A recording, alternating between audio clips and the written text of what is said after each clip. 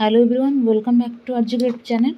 आपणकर जिला परिषद पुरी पुरी डिस्ट्रिक्ट पाइका आपणकर जीआरएस रिक्रुटमेंट आउट होईची।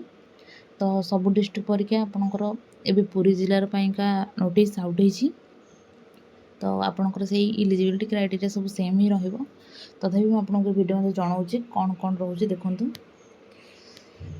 आपणकर स्टार्टिंग डेट रहिबो 23/9/2024 रु 23/10/2024। तो आपण जो मैंने भी चाहूँ अप्लाई करने 23/9 माने आपंकर अलरेडी स्टार्ट है कल 23/9 रु 23/10 भितर आप अप्लाई करेंगे। 1 मंथ आपंकर ड्यूरेशन रपर आपको कहीदे आपणकर यहाँ गोटे कंट्राक्चुअल बेसिस जॉब रपर ड्यूरेशन र1 ईयर तापर भी आपंकर एक्सटेंड भी हो पारे। 1 ईयर जदि कम आप भल लगे से आप ड्यूरेशन अधिक भी करपारती। आपणकर यहाँ जो Mahatma Gandhi national rural guarantee scheme आपणकर एम्प्लॉयमेंट गारंटी स्कीम अंडर आप जोटा कि आपंकर मनरेगा जो कम आगुरी आसे तो से अंडर आपणकर यहाँ जीआरएस ग्रामीण रोजगार सेवक। देन आपणकर नेचर रपर से एग्जीक्यूशन कंट्राक्चुअल बेसिस जॉब आपन को से जो मनरेगा अंडर जो सब कम आसे ताको आपन को देखा पड़ो से कम गुड़ाक। तार आपंकर रिम्यूनरेशन मंथली 7,000 टंका जोटा कि आपंकर न्यूली जॉइन करेंगे से 7,000 टंका रहिबो। जो मैंने वर्षक अधिक 6 वर्ष कम काम करेंगे से केते ना 8,500 टंका रहिबो। और जो मैंने 6 वर्ष अधिक काम करते से 8,880 टंका लेखाएं दरमा। तो आपको टोटाल वैकेंसी रोचे 182 पुरी डिस्ट्रिक्ट पाइका से यूआर मेल 113टा नहीं 113 टोटाल पोस्ट वुमेन 36टा एससीबीसी ना एससी आपंकर 30टा जो थी आप वुमेन को 13टा रही एससी 39टा 39टा आप वुमेन मान 14 रही टोटाल आप 182 आपंकर वुमेन नहीं 63टा। सहित आपंकर स्पेशल कैटेगरी रही स्पोर्ट्स पर्सन जो मैंने 2टा मेल फीमेल मानक ना। एक्स सर्विस मैन भी से मेल रोच 6टा फीमेल ना। पीडब्ल्यूडी रे हायरिंग जो मान प्रोब्लेम र4टा मेल से आप गोटे वुमेन।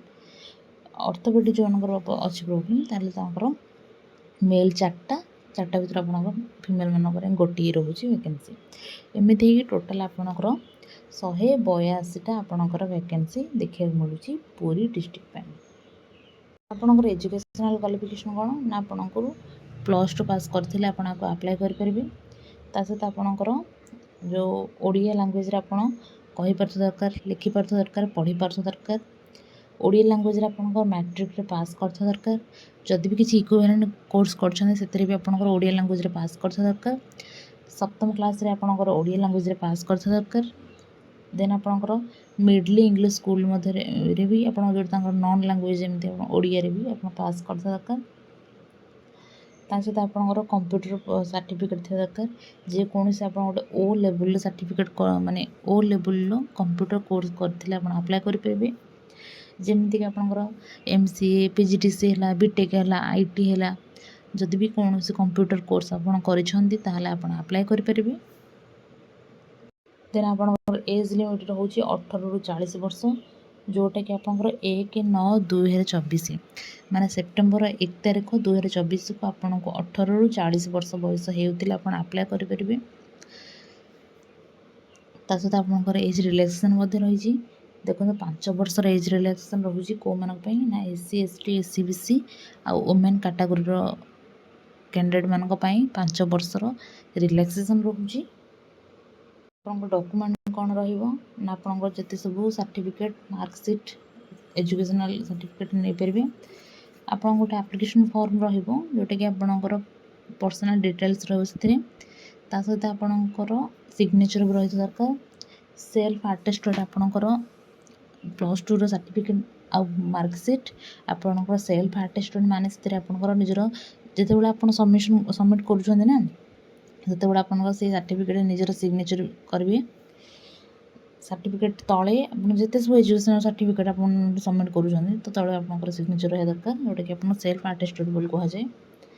ଦେନ୍ ଆପଣଙ୍କର 10th certificate marksheet, +2 certificate marksheet, then ଆପଣ ଯଦି ଇକ୍ୱାଲେଣ୍ଟ କିଛି କୋର୍ସ କରିଛନ୍ତି ତାହେଲେ ମାର୍କସିଟ୍ ଆଉ certificate, computer certificate marksheet, then residential certificate ଆଉ marksheet, caste certificate residential marksheet ନୁହଁ ସାର୍ଟିଫିକେଟ୍, କାଷ୍ଟ ସାର୍ଟିଫିକେଟ୍, ଆଉ ତାପରେ disability certificate, ex serviceman sports person ଥିଲେ ତାଙ୍କ ସାର୍ଟିଫିକେଟ୍, ଆଉ ଆପଣଙ୍କର ଗୋଟେ କଲର୍ ପାସପୋର୍ଟ ସାଇଜ୍ ଫଟୋ ରହୁଛି।